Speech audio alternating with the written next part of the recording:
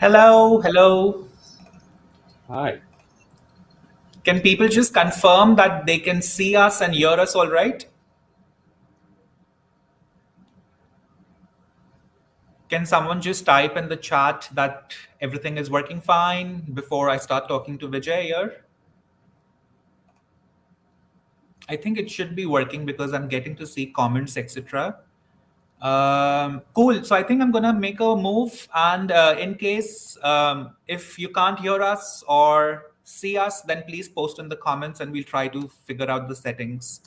So hi Vijay, welcome to Packt's Expert Insight session. We are here to discuss about your new book, but before we jump into that, can you please introduce yourself for our audiences? Hi, Dr. Shailesh. Thank you for having me. My name is Vijay. I am a security practitioner, uh, and I normally say like I'm a tester by passion and a forensic investigator by choice. And I've been doing this testing forensics for about 16 years, and not a single day I've thought it was a boring day. So Okay. it's like you're getting paid to do your hobby, which is cool. And yeah, I'm currently based out of London. I've lived around different places and seen different type of cyber incidents and did different type of tests. Yeah, that's what keeps me active in this profession that I'm doing. So that's pretty much it. That's mostly I do break and fix. Okay, sounds good, Vijay. So I think you touched upon some of the things which we'll be discussing during the session, but I think let's kickstart with you telling us a bit more about the fourth edition of Mastering Kali Linux for Advanced Pen Testing, which was published very recently by Packt. So yeah, can you please tell us a bit about the book, and you can probably consider also telling us about why do you think people should be buying it? Sure, no problem. So the fourth edition is my fourth book, but my third book for Kali Linux. So my first book is on the mobile application pen testing.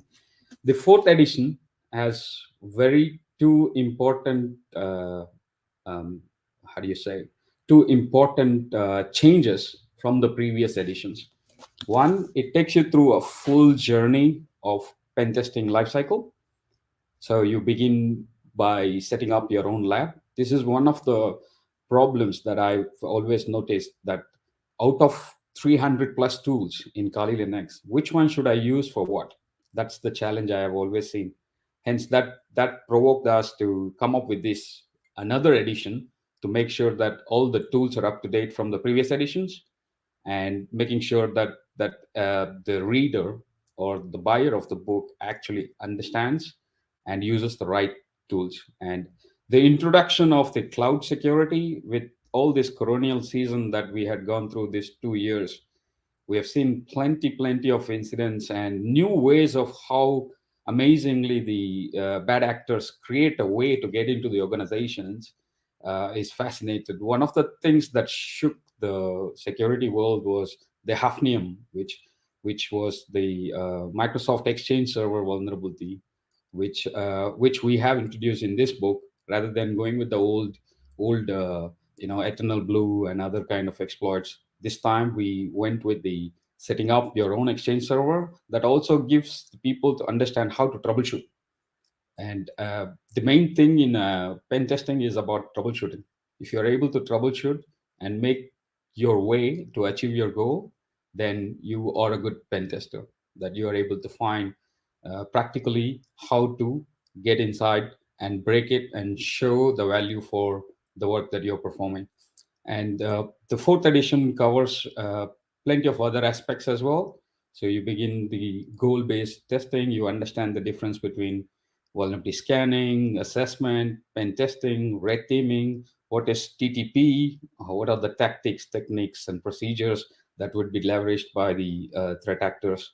And followed by the reconnaissance, and then active reconnaissance. How can you be stealthy? How you can hide your identity before you do the scanning? And web application, wireless, Bluetooth. One of the Bluetooth aspects that I really liked writing is about making the Bluetooth devices unresponsive just by using L2C cap. And because the low energy Bluetooth devices have been one of the things that are happening in this next few years. You could literally look at a few billion of Bluetooth low energy devices being plugged in everywhere in smart cities, where you walk into a store, the Bluetooth, if your Bluetooth is turned on, it's going to send you a push message telling, okay, last time you bought, five size shoe, and by the time you go to the shop, the shoe is ready for you to take the delivery, and then you can walk away. So that's kind of the Bluetooth technologies as well. And the book follows by the web application, and then we have written a specific chapter for the cloud security, because this colonial season has pushed many organizations from traditional infrastructure into a cloud, fully remote cloud. And I think this chapter 8 is going to help people analyze and also understand the difference between the traditional pen testing and also how different it is in a cloud environment. Whether are you inside the cloud, how does the cloud profiles get created? That's the main part. When you get created, and what kind of mistakes that you could find? Is it in the access control, or is it the way the design is, or is it a vulnerable web application, or is it a misconfiguration in your S3 buckets, for example? And you will also learn about how to exploit specific exploits that we have demonstrated, and and also the command and control. Specifically, we introduced the ones which are not part of the Kali distribution, how you can download it and use it, and then utilize it in such a way that you use legitimate Windows or Microsoft tools that you could leverage, and then use it for command and control, where the detection capabilities, you become hidden on the network. And followed by a food for thought for the last chapter. It's not like a step-by-step guide. The last chapter is mostly on RFID cloning. One of the things is the physical security, how you could clone a card by just using one of the devices, and also how you can do a GSM scanning. If you ask me, there's very limited number of books that actually talks about GSM hacking, because it's mostly proprietary, and very limited set of telco experience in the world. And yeah, the food for thought is mostly on how you can play with the IoT devices as well, how you can unpack firmware, install your own, and have full control over a device. And if you're able to do that, then imagine if a company creates an IoT device and distributes for a few million users, and you find a bug in it, how many impact you have made is like millions. Then you can be a bug bounty hacker. You'd be able to utilize uh, the book primarily serves the purpose of being a guide rather than a full checklist of things. Rather, the book gives the thought to the tester, how, where, how to begin, and the enhancement comes from the style of the tester themselves. And the Yeah. reason why people should buy the book, if you're an aspirant practitioner, if you look at all the security elements of compliances, regulators, everything boils down to the accept of whether there is a breach of confidentiality or integrity or privacy or the availability. So everything points out of this, and that's what pen testing will be able to check and show them, right? Mm. uh, that begins with pen testing. Today, zero trust is there, and this pen testing of zero trust might be the future. You put a zero trust on everything, and somebody have to test every bit of it, because process can lie, but not the effectiveness of the process can be tested only. I firmly believe offense and defense serve the same purpose, to Yeah. improve the security posture. So Mm. yeah, and yeah, that's the reason. If you're an aspirant to do something different and at the same time secure things in an offensive way, this book is certainly for you, and Yeah. good to have in your library. Yeah. I think you spoke about some great, very interesting topics, Vijay. I think one of the things which I find really interesting when I learn is this, the practical application of something. Like when you gave the example about Bluetooth and going into the store and things like that, that immediately spikes the interest, because not everybody may be at the same level of knowledge, but then when you kind of try to visualize it in that manner, you immediately can relate to it because you are a consumer and you are somebody who's experiencing this when we obviously go out and explore the world. You also spoke about the book being a guide, right? So on that note, I have a very generic question from Yuvraj from YouTube, which is that how do you learn these things? How do you, the book obviously serves as a guide, so it will probably introduce us to a lot of things, and it will kind of make us aware of the things that we need to acquire knowledge about. But then how do you basically like learn these kind of things, and how do you just kind of keep yourself updated? It might be funny how do you learn these kind of things. It comes with the mindset, right? So it's basically the mindset, the behavior, and the capability. So you have your mindset that you want to learn this, you will learn it anyway. How you learn it, it's your style, right? So you have your own way of learning. Some people like learning through books, some people learn through videos, some people just go audio and they can visualize stuff. But these kind of things is more about understanding one thing properly. If you're a Windows user, have you learned everything about Windows? Not everything, but the important aspects of Windows, like how do you change a password if you are given 30 seconds, 30 seconds time? How do I change the password? Can I remember that command?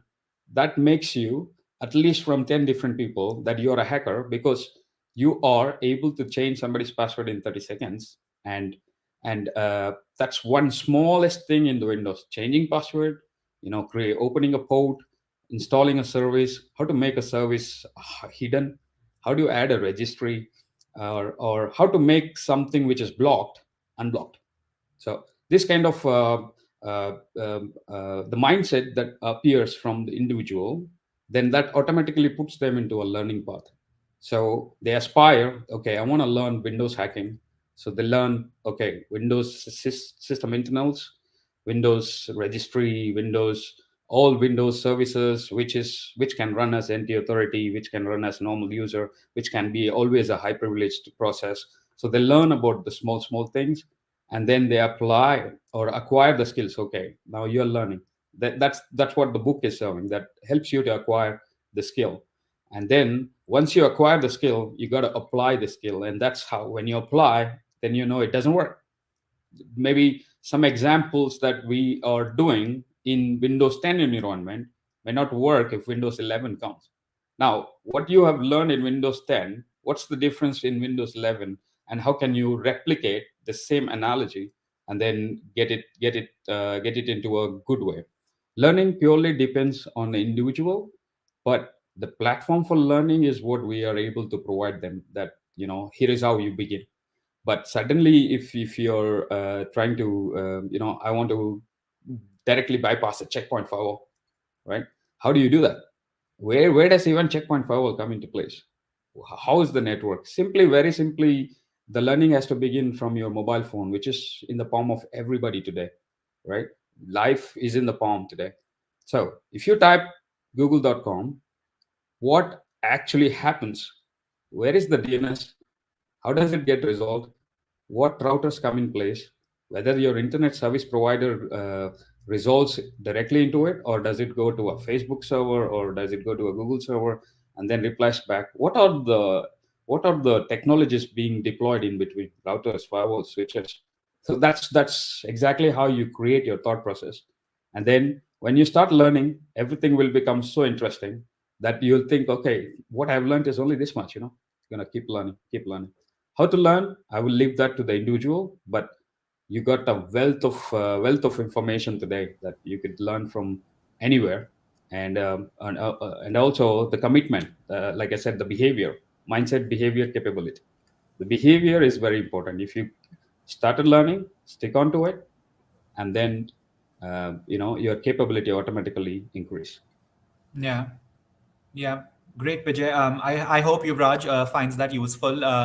So we'll move on to the next question. We have quite a few coming in from our listeners. So let me ask the question which Raj Arun has posted on LinkedIn. So he's asking us, does this book offer pre-built strategies and approaches which can be readily ported in? Yes, and we also there are some things which you will build completely yourself, and there are pre-built strategies about how to go about understanding the exploitation framework. For example, Metasploit. Those are all pre-built strategies. So you find a vulnerability, and you know the vulnerability, and you know there is an exploit, and your strategy and approach is straightforward, which is already there in the book.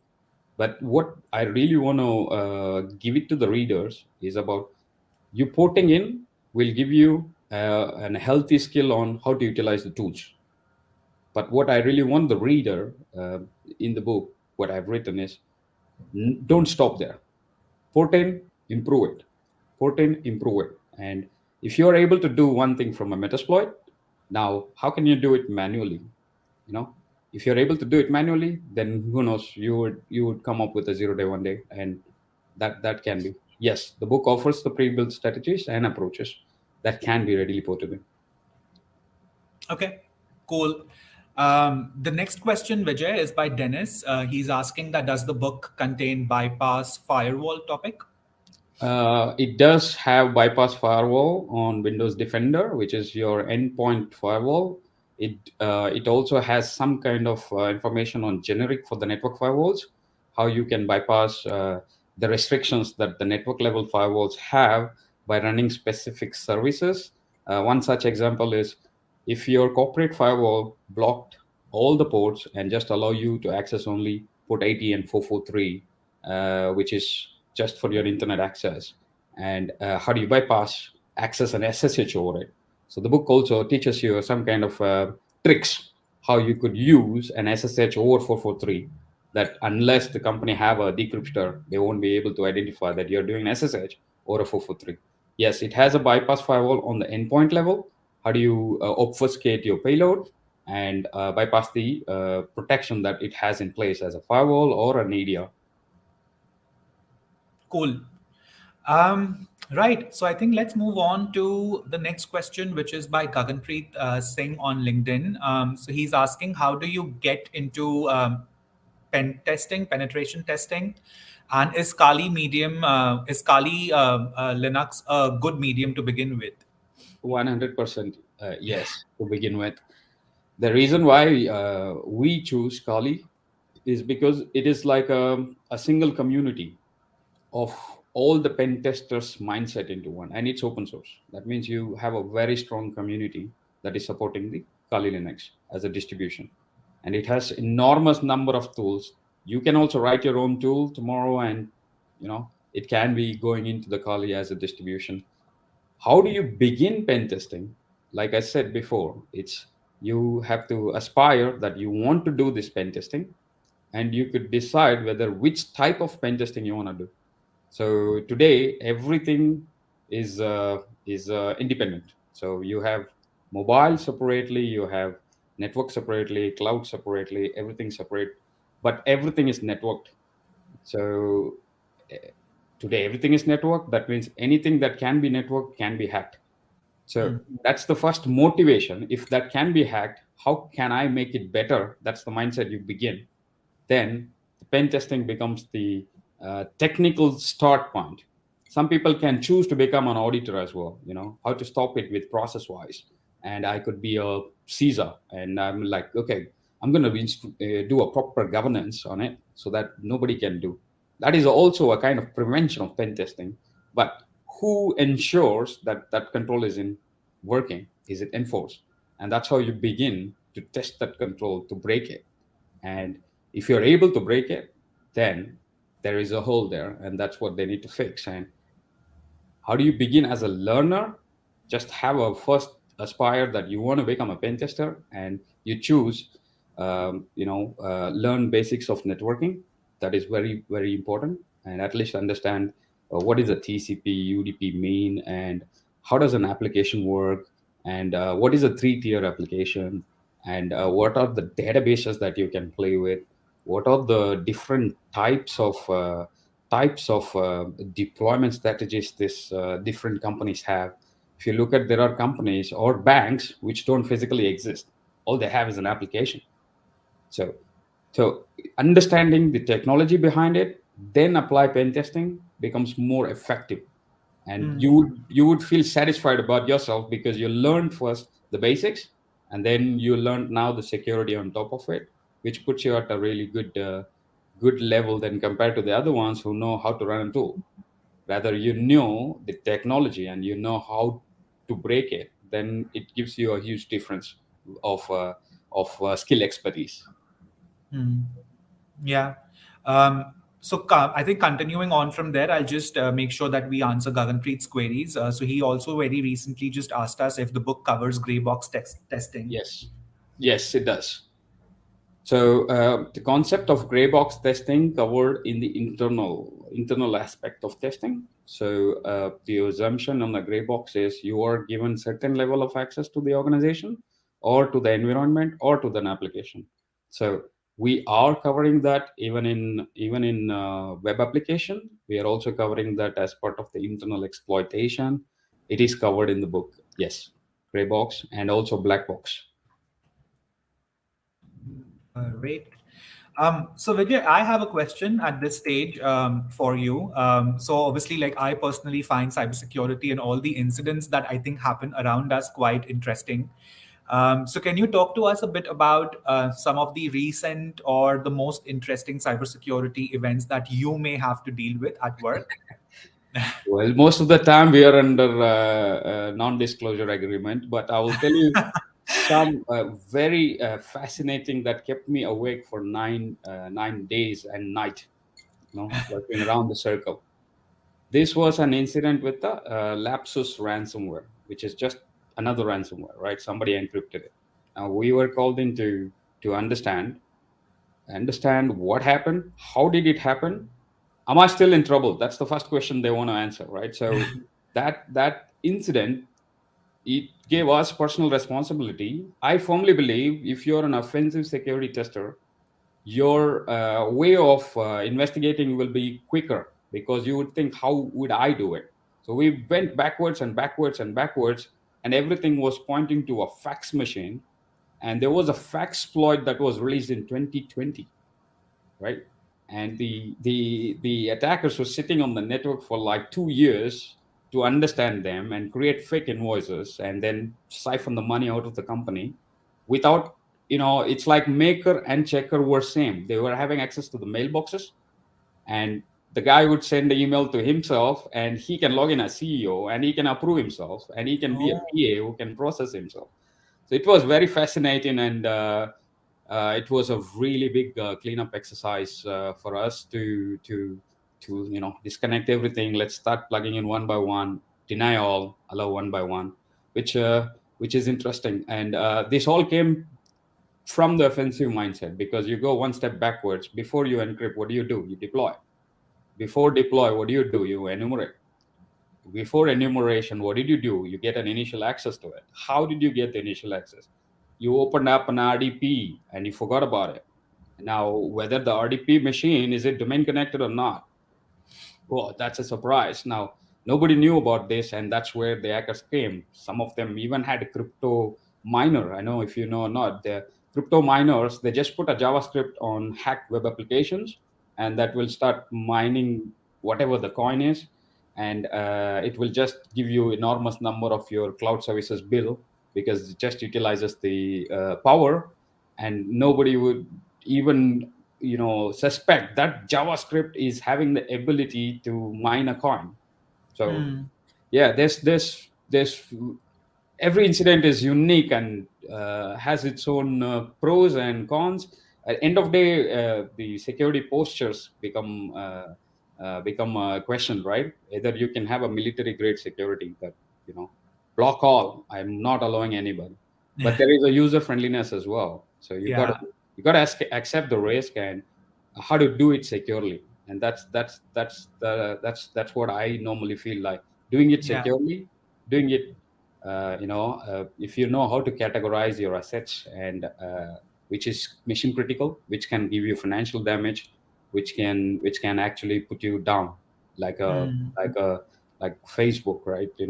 You just lose the phone numbers, then have I been Zuckered is the website that was created just for identifying whether your phone numbers are breached or not. So those kind Yeah. of things create reputational damage. So Yeah. those are like untangible. So Yeah. yeah, Absolutely. the incidents Well, I display. think when there are financial losses, Vijay, like, does it really take an organization to realize it that late? Like you spoke about some timelines in between, but I think it just kind of boils down to how much are you auditing all the processes and all the systems that you work with, right? And I think the larger the organization, the more difficult these kind of things would become, which is where these kind of incidents then come into the picture, right? I mean, am I right to think in that manner? Yes and no. The or larger organizations normally are split into multiple individual small business units, right? So large organizations always have these mergers and acquisitions. They just keep complying and creating a complex environment. The ones which I have worked with, they're very, very, very big, and those sometimes don't even know how many assets you have, and that's a big challenge in itself, right? Yeah. But most of the time, the small companies who do not invest or do not don't have money to invest in security. Okay, basically, you cannot do security monitoring and etc. There are a very bunch of five developers, and you have a server on the cloud, and that's it. And you just allow everything because you don't have a security sense of it. And somebody can actually hack these small companies. That's the way for them to enter a big company. So these small Yeah. companies create programs, create APIs, create small structures for the big companies, and that can be directly joined to the big company. And you're see, even hacking is a business. Yeah, So I was just about to say that they may be practicing on the smaller ones yeah, before they go on a yeah. larger network. Yeah. So their investment, if they spend less time, their return of investment is less. If they Yeah, spend more time, their return of investment is more. So on an average, if I'm correct, it takes 50 to 60 days for even a company with the monitoring solution to identify a real breach has happened, right? okay. Once they identify, because they have the capability to prevent it, they will be able to prevent it. But the small companies, normally they don't even know they are Yeah, breached, right? So it takes them very simple things, because for me security is very simple. Just follow the protocol and yeah, always deny and then allow one by one. That is going to help the security that way. That deny and allow is the zero trust that today what is happening, zero right? trust. Yeah, We were talking about ransomware in 2012. Nobody even thought that ransomware can happen. For us, ransomware is very simple: lock the file and put a password to it, yeah, right? This is, I'm talking 2012. Now, in after 10 years, this is the biggest threat in everybody's agenda today. So for now, if we are talking today, in 10 years down the lane, it's just about very simple things that are missed, right? yeah, So security is very simple. Keep it really, really. If you don't need something on internet, don't put it. yeah. Vijay, you are a great storyteller, by the way. I think my fascination is definitely increasing, and I hope the readers can feel that as well.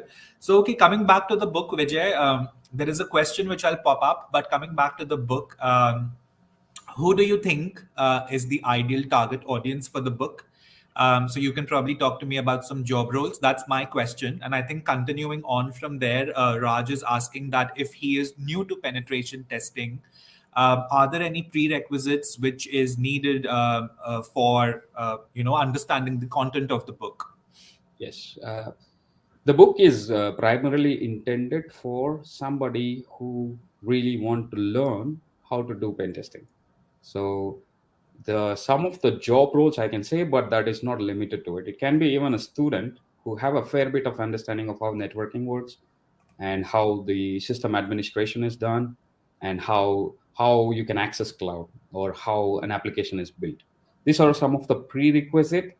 That is just because you cannot jump into pen testing without having these basic skills. If you do, then what you will learn is how to run a tool. You won't think. Trust me, tools cannot think. You have to make the tool think the way you want the tool to run. So if you're new to pen testing, looking to learn and practice and implement, then yes, this is the place you begin. But always start with basic basic networking, basic computer management, administration, and application development process that is going to help you to make best use of it. Some of the job roles are either you are a security tester as a junior tester in the team and you want to enhance your skills. You can be a SOC analyst who wants to understand how the actual incidents happen and how do you replicate it. And if you're a security practitioner who just want to know, okay, what type of tools I want to engage with technical people and I want to learn some of the names of the tools and how does it work, that's you. And you are a system administrator who wants to focus your career towards security. Start from here. You're a network administrator, or you're a firewall administrator, or you're just an operational IT personnel. This is where you begin.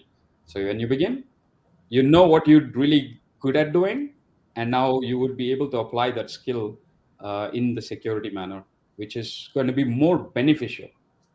And that way, switching a career from whatever the role you are into a pen testing, that's going to help you because you start speaking the language. Hmm. And that's easiest way of saying, Dr. Shailesh. Cool. And also, I think we have a great section about who the target audience is, what skills do they have, like which ideally they should have before they buy the book. So I think, yeah, I mean, if you are on the Amazon page of the book, guys, you should be able to get this information from there as well. Okay. We'll move on to our next question. I think it's very obvious that when we are talking about cybersecurity, the SolarWinds issue which happened is bound to pop up, which is what Gaganpreet wants to know a bit more about. Um, so yes, Vijay, like, what do you think about what went wrong there, and is there anything to learn from that incident in terms of like, as Gaganpreet is asking, like any kind of issues which the book kind of like leads them somewhere in terms of like learnings? The book do not talk about specifically on SolarWinds, but Okay. talks about the Hafnium and the way it shook. But there is a mention of SolarWinds, but do not have anything that if you're looking specifically like a debrief of a SolarWinds hack. I don't think so. The book has it. But SolarWinds, what really happened is the bug, somebody updates it, and the lesson to be learned is how big you are, whether you're a network company or a security company, even you will be breached. And how, that's the lesson from the SolarWinds.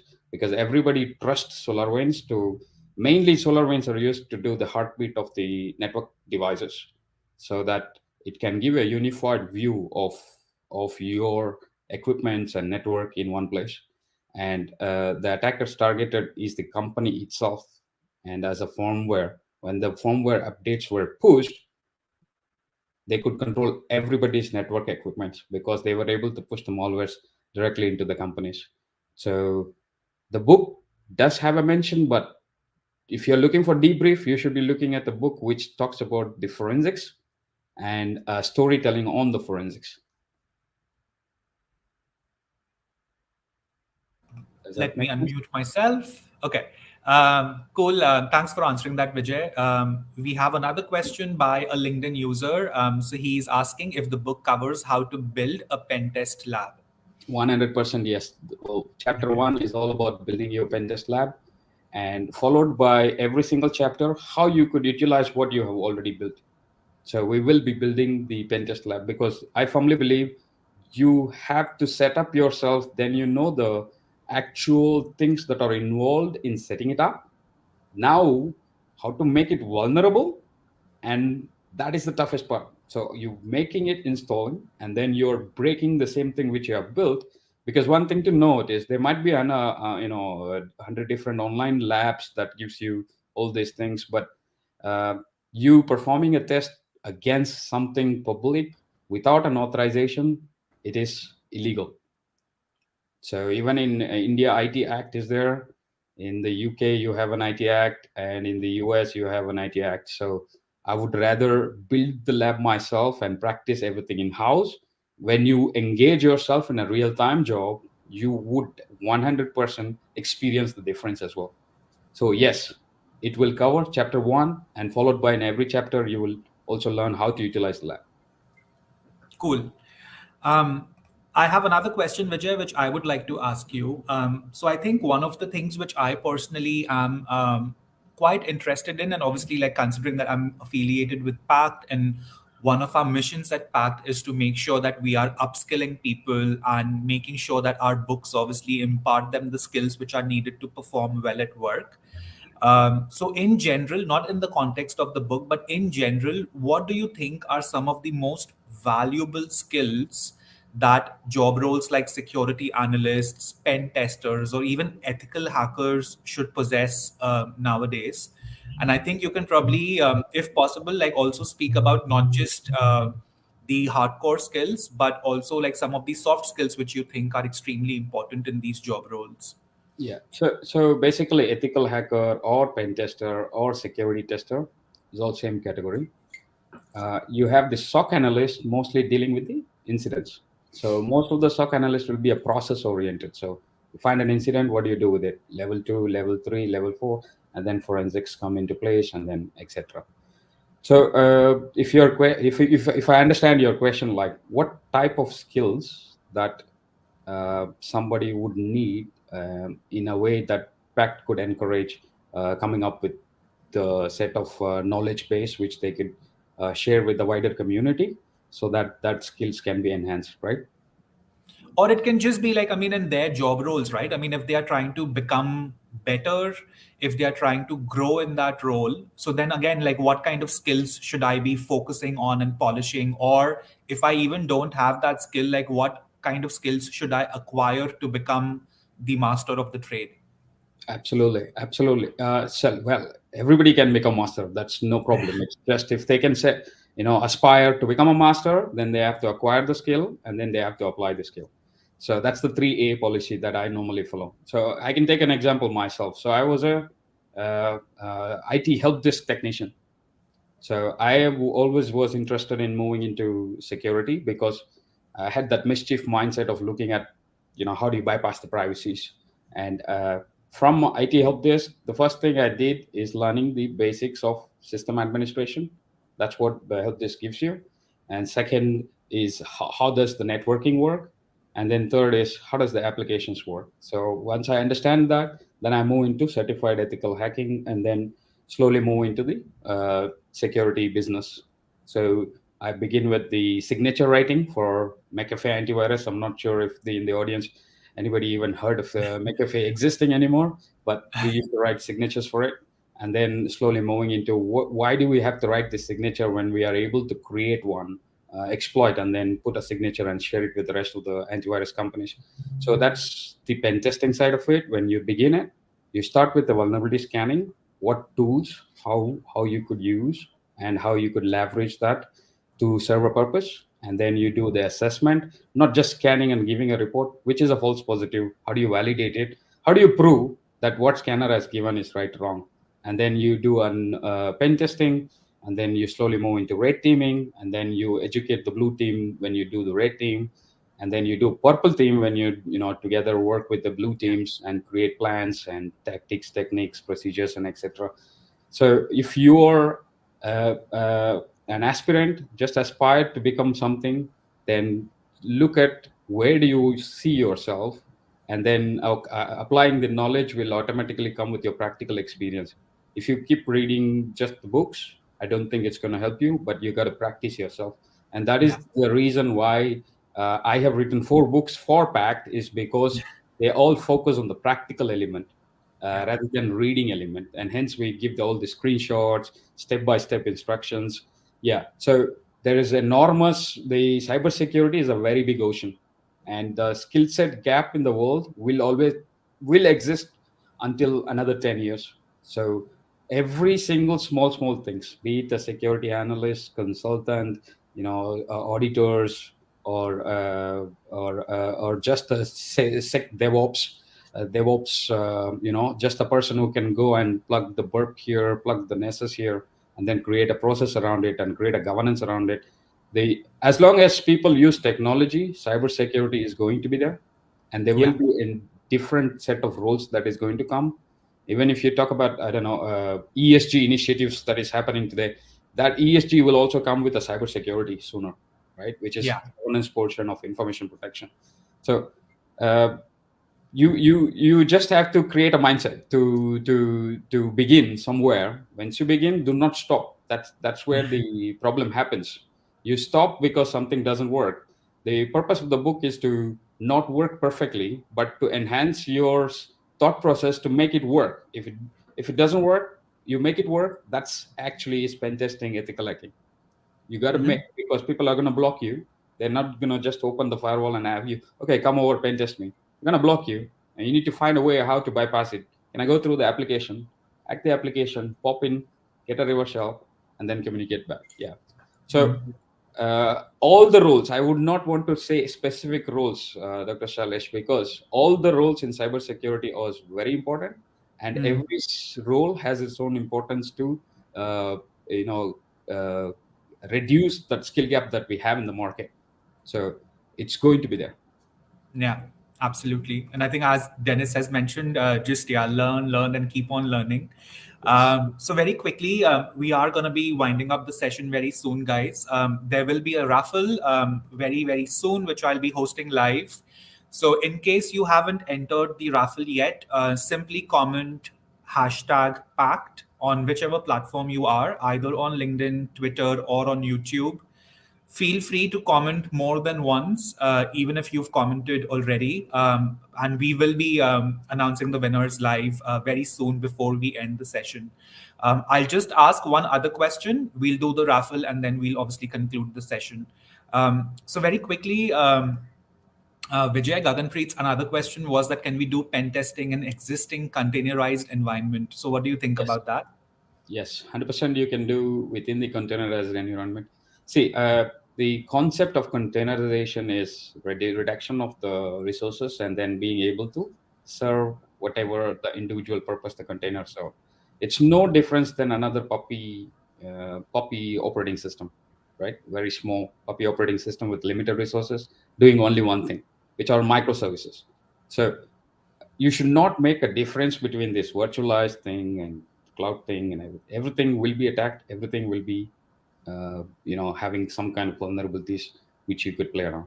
So I give you an example of containerization. In here we would use a Terraform to deploy cloud code, and you would understand how the deployment works, right, to a commercial cloud service. And also you will learn how this container is able to create a virtual machine, and then how you are able to leverage that to do a testing. Yes, this book covers containerization, but hacking the container itself, it should not be any difference from any other services which you want to hack, right? So treat everything, because hackers don't do partiality, they just hack, right? So they just have one goal. I need to get 1,500 username and password so that I can sell each one of them for $1. So I made my day. So if I'm able to compromise one company and find a seller, sell it, that's a good business, because that's what they do. And containerization, non-containerization, it is no difference. But yes, book covers it. Hmm. Cool. Cool. So I think we are nearing the end of the session, Vijay. I think there are some unanswered queries. So if we haven't been able to answer your queries, please feel free to get in touch with me or with Vijay directly on LinkedIn. And we'll definitely make sure that we can address those after the call. So yeah, I think let's move on to the raffle. Vijay, we have quite a few entries. So I'm going to share my screen. Um, okay. Um, Let me just a second. Okay. Let me just figure this out. Okay. I think we are here. So I'm going to draw and then let's see who wins.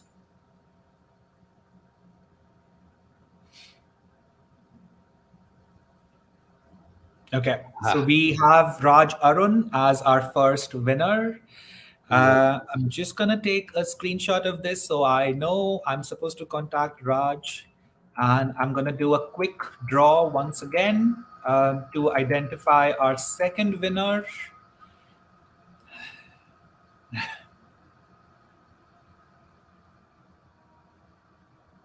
Okay, Uh, Ravi, that's you. So thank you so much, guys, for participating in the raffle. I am going to get in touch with you guys after this session. But yes, on LinkedIn, it would be great if you guys can get in touch with me. Just drop your email addresses and we'll take care of your prices. So yes, I think with that, Vijay, it's time to conclude the session. It's been a good 45 minutes, extremely, extremely interesting. I found a lot of the things that you raised quite relatable. Like I think even though I'm not really like one that belongs to the domain of cybersecurity as a tech expert, you touched upon a lot of practical aspects of things which we are surrounded by as people, like living in a world which is obviously like which faces these threats now and again. So thank you so much for sharing that information. And keep sharing such great content either via your social media or via our books. Do you have any parting concluding thoughts to share with our audiences? Yes. So all I can say is just when you start learning, don't stop it. That's one of the things I have noted. And many colleges, when I go give a guest lecture, everybody get excited initially, and then out of 100, there will be only 10 or 12 that is coming back and actually want to do it. Could be Yeah, many reasons because there are circumstances and etc. But if you start something, there learning has no age, has no time, has no restrictions. So if you're learning, just keep learning. It's this book or my fourth book or Pact has 2,000 books. There's yeah. always books there. So there is always videos, there is always audios, and you get social networking events. Just don't stop just because of something is stopping. Just don't stop. That's my concluding thing. So keep learn, never stop a day learning. Thank you so much, Vijay. Great session. I will definitely be sharing the link of the video after we end the broadcast as well. So yes, thank you so much for everybody who participated. And as I said, like if we've not been able to answer your queries, please get in touch with me or with Vijay, and we'll make sure that we try to answer your queries offline. Okay. Yeah. Thanks everyone. Have a great day, Vijay, and I'll speak to You you soon. see you later. Bye. Take Bye. care.